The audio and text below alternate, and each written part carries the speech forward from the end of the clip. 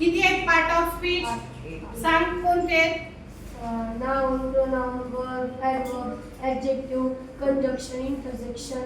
नाउनचे types कोणते आहेत? सांगा. Material noun. हा सांगा पटपट नाउनचे types. Common noun, material noun, proper noun. Common noun, material noun, proper noun. Common noun, proper noun, abstract noun, material noun आणि कलेक्टिव्ह नाउन. प्रोनाउनचे टाइप्स कोणते आहेत? प्रोनाउन सांगा. पर्सनल प्रोनाउन मध्ये 3 टाइप्स आहेत ना. First person, second person, third person. Demonstrative pronoun, reflexive relative pronouns. ऍडजेक्टिव्हचे types कोणते आहेत? Adjective of quality, adjective of quantity, adjective of manner. Verb मध्ये Adjective, interrogative, adjective. Very good, nice.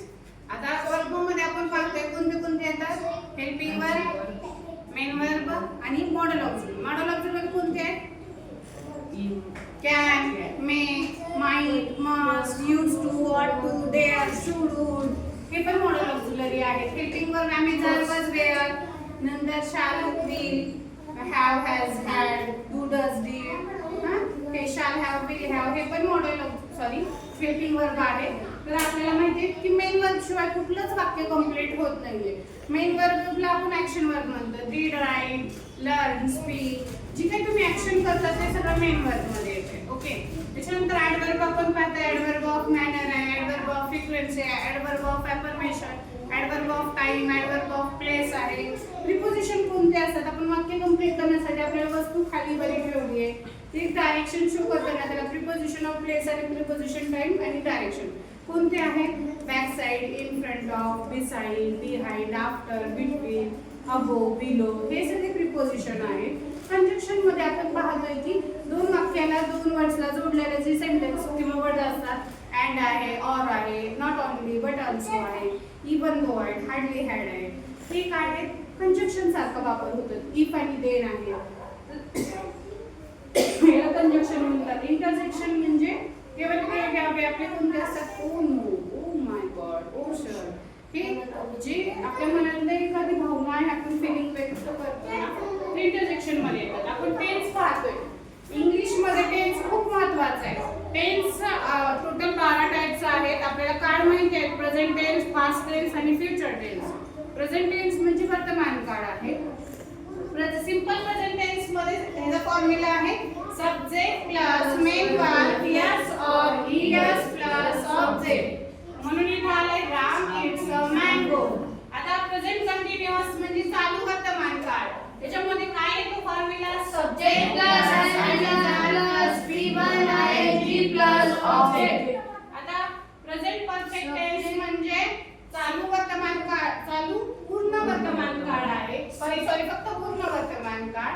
तर याच्यामध्ये येतोय subject plus have plus eat plus object. Ram has eaten a mango. ईटचं तिसरं रूप आहे ईटन. ह्याला पास्ट पार्टिसिपल पण म्हणतात. जे आपण कंटिन्यूअस मध्ये वापरतात ते वर्बचा एक प्रकार आहे.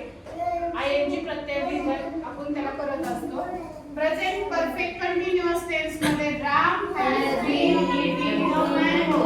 Subject plus subject plus has और has plus been plus V1 ing plus object. Simple past tense म्हणजे साधा भूतकाळ. त्याच्यामध्ये subject plus V2 plus object. Ram ate a mango. आता इथं आहे past continuous tense. Subject plus was were plus V1 ing plus object. Ram was eating a mango. पास्ट continuous टेन्स आहे म्हणजे त्याला चालू भूतकाळ म्हणतात. पास्ट परफेक्ट टेन्स पूर्ण भूतकाळ कोणता आहे? Subject plus had plus V3 plus object. याचा एक्झाम्पल दिले Ram had eaten a mango. Okay. याच्यानंतर आहे पास्ट परफेक्ट कंटिन्यूअस टेन्स. त्याला काय म्हणतात? चालू पूर्ण भूतकाळ. त्याचा फॉर्म्युला आहे subject plus had plus been plus V1 ing plus object. काय एक्झाम्पल आहे? Ram had eaten a mango. Simple future tense म्हणजे साधा भविष्यकाळ. काय formula? Subject plus will plus continuous tense म्हणजे चालू भविष्यकाळ. कोणता आहे? Subject plus will shall plus be plus V1 ing plus objective. Ram will be eating a mango असा होतंय. फ्युचर परफेक्ट टेन्स म्हणजे पूर्ण भविष्यकाळ. कोणता आहे? Subject subject plus will plus shall plus have plus will be plus object. Ram will have eaten a mango. आता future perfect continuous म्हणजे चालू पूर्ण भविष्यकाळ. कोणता आहे? सब्जेक्ट प्लस shall और will plus have plus be plus V1 ing plus object. आले लक्षात? पहिला म्हणतोय आपण चालू पूर्ण भविष्यकाळ. असे हे टोटल 12 सेंटेन्स आहे. मी तुम्हाला एक वाक्य देते आता. सीमा राईट्स ऑल लेटर. हे वाक्य तुम्हाला 12 फॉर्म मध्ये कंप्लीट करायचे. Okay, nice.